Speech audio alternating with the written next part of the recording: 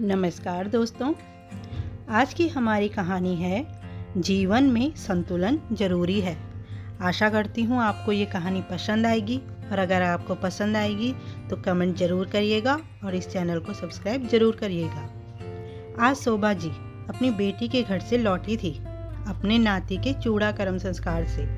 पति कमल जी और अपने लिए चाय बनाकर शोभा जी बैठी ही थी कि कमल जी बोल पड़े, क्या बात है शोभा, आज तुम्हारे चेहरे पर सुकून के साथ साथ गर्व की चमक भी साफ दिख रही है।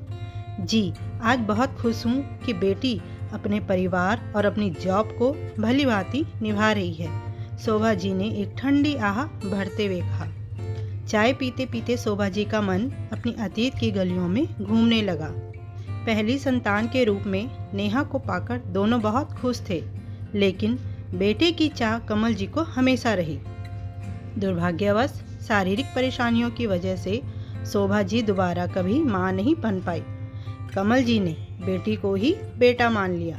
कमल जी के ज़्यादा लाड और प्यार को देख शोभा जी को नेहा की बहुत चिंता होती। उनका मन नेहा के आने वाले कल को देख घबरा जाता।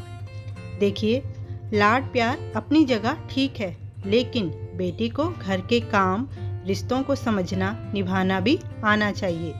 शोभा जी ने कमल जी से अपने मन की बात कही।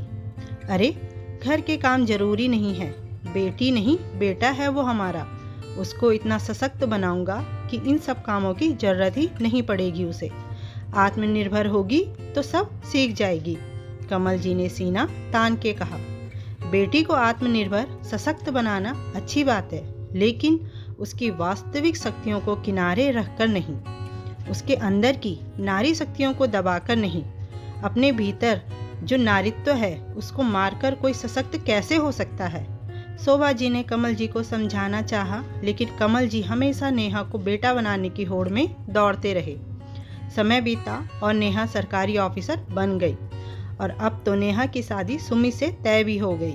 सुमित अच्छा और समझदार था, लेकिन फिर भी शोभा जी को नेहा की चिंता रहती। शादी का दिन भी नज़दीक आ गया। नेहा अब तो ऑफिस से छुट्टी ले ले, कुछ अपनी शादी में भी दिलचस्पी रखो। सुमित के साथ थोड़ा बातचीत करके घर वालों को जानने की कोशिश कर, शोभा जी ने नेहा को समझाते हुए कहा। क्या माँ, शादी कर रही हूँ, कोई गुलामी नहीं। मुझे ज़्यादा नहीं पड़ना ससुराल वालों को जानने, उन्हें समझने के पछड़े में। मुझसे नहीं होता ये सब। मैं तो घर में भी ज़्यादा देर रहने से बोर हो जाती हूँ, और वो तो ससुराल वाले हैं, मैं बोर हो जाऊंगी, नेहा ने दो टूक में अपनी माँ से कहा। धीरे धीरे मेहमानों का आना जाना शुरू हो गया था। पूरा घर रोशनी से जगमगा रहा था। शोभा जी और कमल जी की इकलौती बेटी की शादी जो थी, घर में तैयारियां चल रही थी, लेकिन बेटी नेहा को उससे कोई लेना देना नहीं था। वो हमेशा की तरह ऑफिस के काम के साथ के बिजी रहती। शोभा जी को नेहा की शादीशुदा गृहस्थी को सही तरीके से चलाने के लिए नेहा को समझाना ही होगा। सोच शोभा जी अगली सुबह अपनी और नेहा की चाय लेकर शोभा जी नेहा के कमरे में गई। दोनों साथ में चाय पी कि तभी शोभा जी ने अपनी बात रखी। बेटा, अब तुम ससुराल जाओगी। हर बहू की कुछ जिम्मेदारियां होती हैं, और एक बहू की जिम्मेदारी क्या होती है वो तुम्हें पता होनी चाहिए। माँ, मुझे नहीं जाननी बहू की जिम्मेदारी। मैं आत्मनिर्भर हूँ, अपने पैरों पर खड़ी हूँ, अपने हक के लिए लड़ना जानती हूँ, और क्या चाहिए, नेहा ने कहा। क्या आत्मनिर्भर होना ही एक सफल स्त्री की परिभाषा होती है?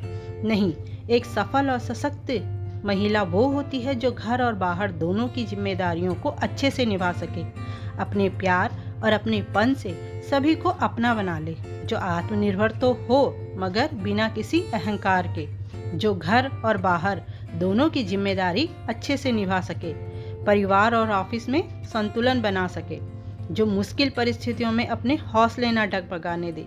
यही होती है एक आत्मनिर्भर, सफल और सशक्त महिला की पहचान। और बेटा, तुम ये सब बखूबी से करोगी, सब में संतुलन बनाकर चलोगी, इसका मुझे पूरा भरोसा है, शोभा जी ने नेहा के सर पर हाथ फेरते हुए कहा। मैं पूरी कोशिश करूंगी माँ, जैसा आपने कहा है वैसा करने और बनने की, कहकर नेहा माँ के गले लग गई। और आज नेहा अपनी माँ की कही बातों पर चलकर एक सफल वैवाहिक जीवन व्यतीत कर रही थी। जीवन में संतुलन होना जरूरी है। शोभा जी के चेहरे में आज अपनी बेटी को दिए संस्कारों की चमक थी। दोस्तों, आप भी अपनी राय जरूर दें और एक सशक्त महिला की परिभाषा जरूर बताएं। धन्यवाद।